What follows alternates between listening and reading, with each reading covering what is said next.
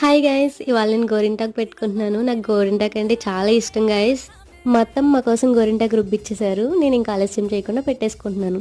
నేను కోన్ కంటే ఎక్కువగా గోరింటాకుని ఇష్టపడతాను గైస్. గోరింటాకులోనే మనకు నచ్చిన డిజైన్స్ మనం పెట్టుకోవచ్చు కదా. అందుకే ఫస్ట్ పెన్తో డిజైన్ ఇలా డ్రా చేసేసుకుని దానిపైన గోరింటాకుని పెట్టేసుకుంటాను. గోరింటాకు మన బాడీకి కూడా చాలా మంచిది ఫ్రెండ్స్. మన బాడీ టెంపరేచర్ని కూల్ చేస్తుంది. అండ్ చాలామంది దీన్ని కాళ్ళు కూడా పెట్టుకుంటూ ఉంటారు.